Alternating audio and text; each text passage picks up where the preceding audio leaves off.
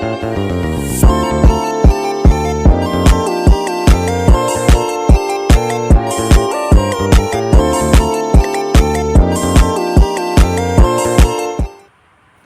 teman-teman semua, balik lagi di channel Arya Ikhwal Sturdiadi.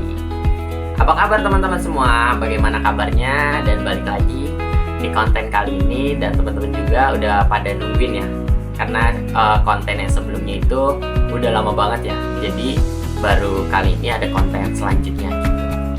Dan juga perkenalkan terlebih dahulu, saya Arya Ikhwal Sturdiadi dari program studi pendidikan ekonomi Fakultas Keguruan dan Ilmu Pendidikan Universitas Muhammadiyah Profesor Dr. Hamka, atau biasa yang disebut Hamka. Bagaimana kabar hari ini teman-teman semua, dan bagaimana dan teman-teman semua lagi ngapain? Jangan tinggalkan di kolom komentar. Tapi sebelum memulai pembahasan lebih lanjut dan video lanjutannya, jangan lupa apa teman-teman semua? Like, comment, dan subscribe. Oke, dan teman-teman, apa sih video konten kali ini kita akan membahas apa? Dan teman-teman juga udah bisa lihat kan dari judulnya dan deskripsi video, yaitu kita akan membahas apa teman-teman semua? Piutang tak tertagih dan cadangan kerugian piutang. Apa sih piutang tak tertagih dan cadangan kerugian piutang? Nah, makanya kita akan bahas di berikut ini, yaitu bagaimana sih cara menyelesaikannya dan apa aja soal dan jawabannya. Mudah-mudahan konten ini bisa bermanfaat untuk teman-teman semua, dan juga jangan lupa share ke teman-teman semua biar teman-teman semua bisa teredukasi dan mendapatkan ilmu yang bermanfaat. Yuk kita ke video selanjutnya dan kita membahas. Nah, kita akan membahas piutang tak tertagih dan cadangan kerugian piutang. Sebelum itu kita slide selanjutnya. Apa itu piutang teman-teman? Dari definisi berikut, piutang adalah klaim perusahaan atau barang atau jasa kepada pihak lain akibat transaksi di masa lalu. Bagaimana sih klasifikasi piutang teman-teman? Nah, klasifikasi piutang itu ada dua teman-teman, yaitu ada klasifikasi piutang usaha maupun piutang bukan usaha teman-teman. Piutang usaha yaitu timbul atas penjualan barang atau jasa yang dihasilkan perusahaan. Kalau piutang bukan usaha yaitu ada persekot dalam kontrak pembelian, klaim terhadap perusahaan angkutan atas barang yang rusak atau hilang, klaim terhadap karyawan perusahaan, retribusi pajak, dan dividen serta lain-lain. Nah, berikut pencatatan piutang teman-teman. Pencatatan piutang tercatat oleh perusahaan merupakan piutang yang diharapkan akan didapat ditagih. Oleh sebab itu, perusahaan perlu membuat nih suatu cadangan piutang tak tertagih. Nah, kita akan membahas nih contoh soalnya teman-teman dari catatan cadangan piutang tak tertagih gitu.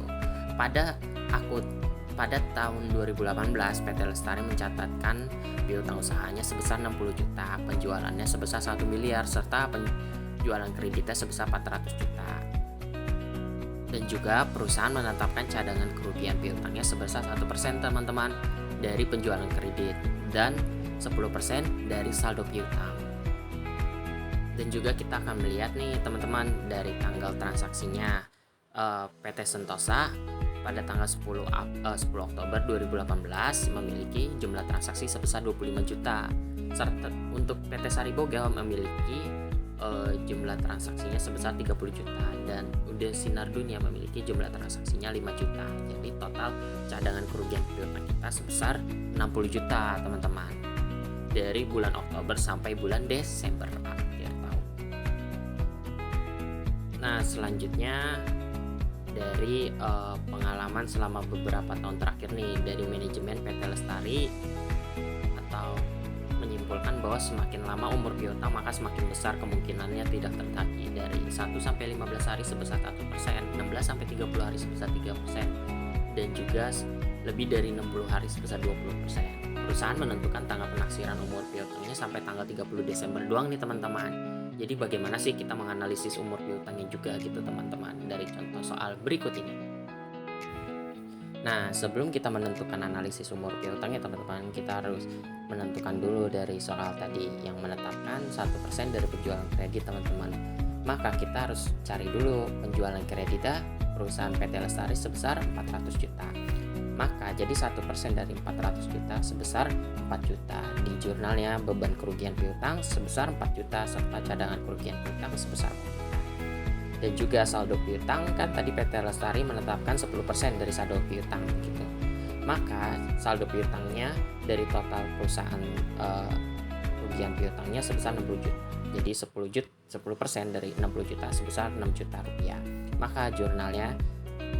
Maka beban kerugian piutangnya sebesar 6 juta dan cadangan kerugian piutang sebesar 6 juta. Nah, berikut adalah analisis umur piutangnya teman-teman gitu.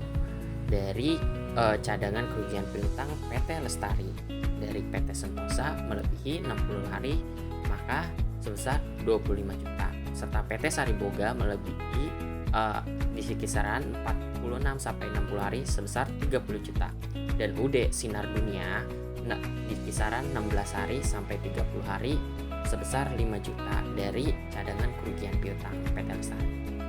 Bagaimana sih teman-teman kita bisa menganalisis umur piutang dari transaksi PT Lestari selama akhir tahun 2018? Kita lihat dulu transaksi piutang dari PT Sentosa tadi, dari kan 10 Oktober sampai 30 Desember. Jadi kita hitung dulu berapa umur piutangnya. Maka kita dapat menemukan di sini sebesar 81 hari. Maka kita dapat menemukan 81 hari itu melebihi dari 60 hari. Maka kita taruh di sebesar 20%. Maka transaksinya PT Sentosa itu sebesar 25 juta. Maka 25 juta dari 20% sebesar 5 juta. Seterusnya gitu teman-teman. Dari PT Sariboga kita dapat 49 hari kita dapat di 10%, maka transaksinya 30 juta, maka 30 juta dari 10% yaitu sebesar 3 juta. Maka jumlah piutang dengan tingkat resikonya dari umur piutang sebesar 8.150.000 rupiah teman-teman, begitu. Maka kita akan menentukan jurnal cadangan kerugiannya, yaitu sebesar beban kerugian piutang sebesar 8.150.000 rupiah daripada cadangan kerugian piutang sebesar 8.150.000 rupiah. Maka jurnalnya begitu ya teman-teman.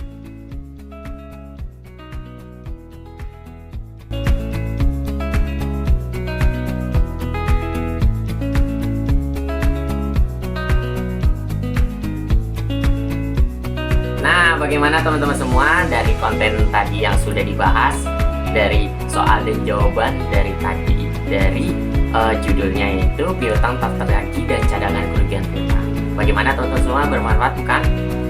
Kalau teman-teman semua bermanfaat, tapi jangan lupa share ke teman-temannya yang lain, dan juga jangan lupa like, komen, dan subscribe.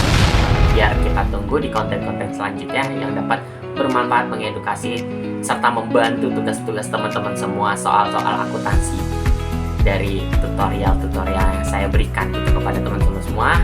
Dan saya juga pamit undur diri dan mohon maaf kalau ada kesalahan dan juga kekurangan dari konten kali ini. Tapi jangan ditunggu konten-konten selanjutnya yang lebih menarik dan lebih mengedukasi serta dapat menyelesaikan tugas teman-teman semua di sekolah maupun di perkuliahan. Dan saya Arya Wastiadi dari Program Studi Pendidikan Ekonomi Fakultas Keguruan dan Ilmu Pendidikan Universitas Muhammadiyah Profesor Dr. Hamka. Dan see you goodbye dan thanks for watching teman-teman semua.